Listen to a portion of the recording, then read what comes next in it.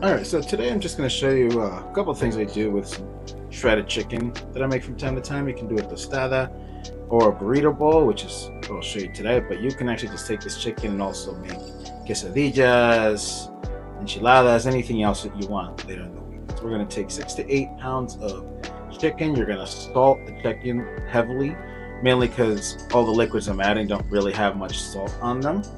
You're going to take 2 of the Birria pucks. I'll leave a link on how to make that in the description. 2 cups of chicken stock in there. Again, none of this has salt except for the chicken. So we are going to be seasoning after. I'm going to put it in the pressure cooker for 30 minutes. And then we're going to let it naturally release for 15 and then just let it go, hit the valve. You can also make this in the crock pot. I'll leave directions down in the description as well. And then once it's all done, we're gonna take the chicken out and go full spreader on it.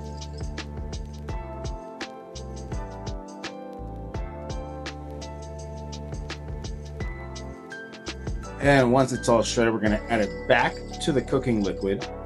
Now remember that the only salt in this thing was all with the chicken, so we're gonna mix everything up as we're adding in the chicken back in, and we're gonna taste and salt from here on in and just figure out how much salt we're going to need because a lot of liquids really didn't have much salt to begin with.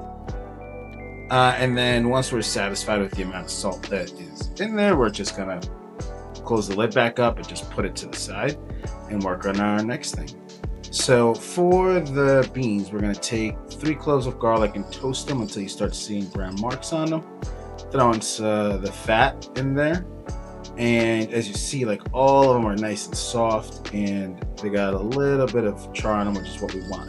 So we're gonna fry it up a little bit just to get some extra color and some flavor. Throw in some Mexican oregano or regular oregano, whatever you have on hand. Just make sure it doesn't burn.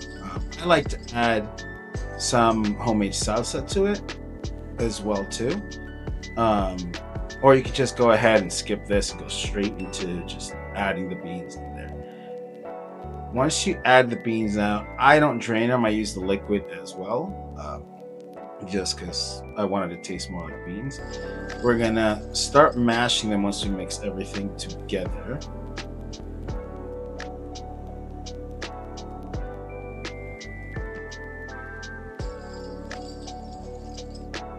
And just continue to mash them until you get the consistency that you want. I still like to have some whole beans in there, some partially broken down, just to give a little bit more texture. But if you want it completely smooth, just completely smash them to your heart's desire. And then we're going to keep it on the heat and just constantly stir until we get the thickness that we want. You can make it a little bit wetter or a little bit thicker if you want. It's up to you. This is the consistency that I particularly like because remember when they cool down, it is going to thicken up, I should say. Now you're going to see, and that is exactly what I'm looking for. Again, I like to have some whole chunks in there as well too. So if that's not what you like, just mash them till they're completely smooth. It's really up to you.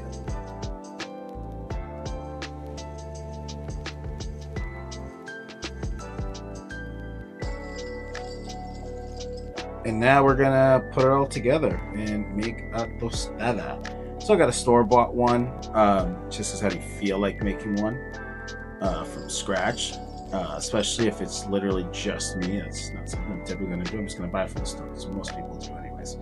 We're gonna load up the chicken. I'm using cherry tomatoes because I used up all of my tomatoes right before I made this, and I didn't feel like going to the store. But feel free to add whatever tomatoes or not. Some lettuce. It's really whatever you want to do. You could have just put the chicken and just the beans, and definitely if you've never had a tostada, eat it over a plate because the drip is heavy on the thing. And then moving on to the burrito bowl, this is guac that I made the other day. That's why I vacuum seal it, so there's minimal oxidation, which is awesome. So I can keep guac for a few days and not have to deal with that as much. I just put whatever rice that you want. I'll leave a link in the description for how I make my rice, but however you want to make it, just throw in some rice in here. Serve yourself a nice big chunk of that chicken. Don't forget the drippings. Put that all over the rice. Some lettuce. Now I'll take my sour cream and I mix it with some pico de gallo. and then add a little bit of salt in it as well. Mix it all together. Um, just adds a bit more flavor to the sour cream, and it like kind of stretches it out. So looks like it's more, but you're still using the same amount of sour cream, and it tastes absolutely delicious. If you don't have any pico, like if you have some salsa or anything that you want, just mix it in there. If not, you can just throw a little lime juice, some salt, call it a day. Then we're gonna clip the top of that guac, and there you go. You got a burrito bowl. Now we're gonna throw a little homemade salsa in there. You can make your own or just do, again, store-bought, don't matter. Throw hot sauces. It's your party. You do whatever you like. And with that said, may this help keep your hands warm and your hearts even warmer. Just like and subscribe if you like the content. If you have any ideas or comments or any suggestions, you let me know in the comments below.